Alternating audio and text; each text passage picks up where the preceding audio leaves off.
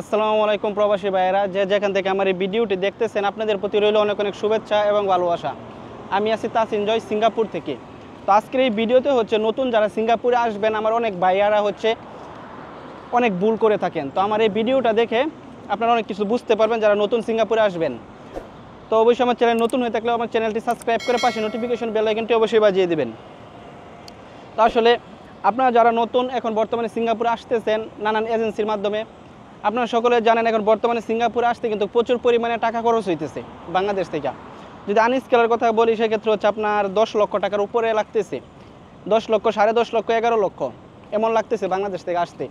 তো আসলে আমার অনেক ভাইয়েরা এখানে একটা কী ভুল করতেছেন যে আপনারা সব টাকায় রেন্ট করে সিঙ্গাপুরে আসতেছেন, ঠিক আছে, যে আপনারা এটা ভাবতেছেন যে সিঙ্গাপুরে আমি যাওয়ার পরে আমি কাজ করে সব ঋণ শোধ করে দেবো, অনেকে সুদে টাকা নিতেছেন, অনেকে ব্যাংক থেকে লোন করতেছেন। তো আসলে এইভাবে সিঙ্গাপুরে আসার পরে আপনারা অনেকটাই হতাশার মাঝে পড়বেন। কারণ এই কথাটা আমি কেন বলতেছি, আপনি এখানে যখন আসবেন আনস্কেলে আপনি দেখেন আপনার খাওয়া খরচ সব কিছু মানে এখানে টাকা রাখার পরে কিন্তু আপনি দেশে টাকা পাঠাবেন, তখন কিন্তু আপনি মাস শেষে দেখা যাবে আপনি 40,000 টাকা, 50,000 টাকা অথবা 30,000 টাকা এমন পাঠাইতে পারতেছেন, ঠিক আছে। তো তখন আপনার ফ্যামিলির খরচের টাকা দিতে হবে, তারপর আপনার ফ্যামিলির খরচের টাকা দিতে হবে, তারপর আপনার রেন্ট শোধ করতে হবে। তো আসলে এত টাকা রেন্ট না করে আপনার যদি ক্যাশ থাকে, ধরেন আপনার 5-6 লাখ টাকা যদি ক্যাশ থাকে আর বাকি 4-5 লাখ টাকা রেন্ট করে তারপর সিঙ্গাপুরে আসেন, তাহলে খুব দ্রুত রেন্টটা শোধ করতে পারবেন।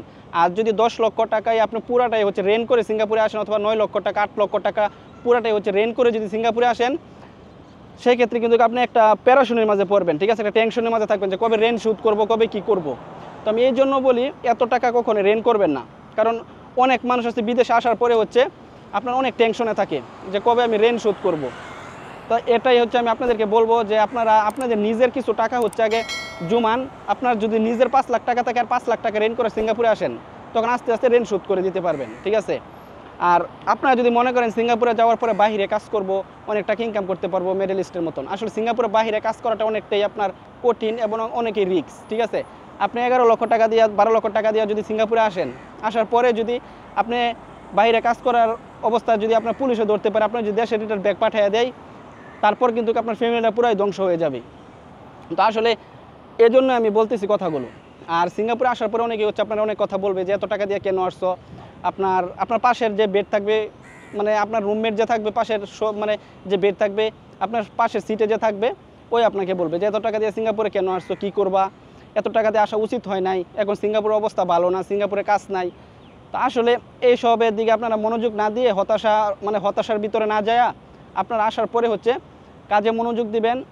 5 টাকা পান, 10 টাকা পান, ইনশাল্লাহ যে টাকায় বেতন পান অবশ্যই আগে রেন্ট শোধ করবেন, ঠিক আছে। আগে আপনার ফ্যামিলিরা বলবেন যে খায়া হোক না খায়া হোক আগে রেন্টটা আমার শোধ করে দাও, ঠিক আছে। রেন্ট শোধ করার পরে ইনশাল্লাহ আস্তে আস্তে সেভ করবেন টাকা। আর কে কি বললো বিদেশে আসার পরে এটা কখনোই কানে নেবেন না। কারণ বিদেশে আপনার 10 মার 10 পুত থাকে, আপনার ভালো খারাপ আছে, আর সবার সাথে আপনার মানায় নিতে হইব, ঠিক আছে।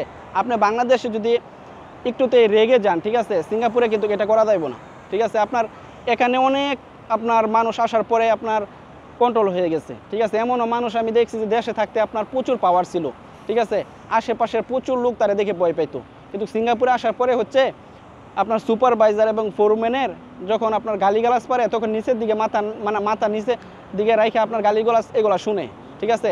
তো বিদেশ জিনিসটা আপনার প্রচুর পরিমাণে ধৈর্য থাকতে হবে এখানে, তাহলে আপনি বিদেশ সাকসেস করতে পারবেন।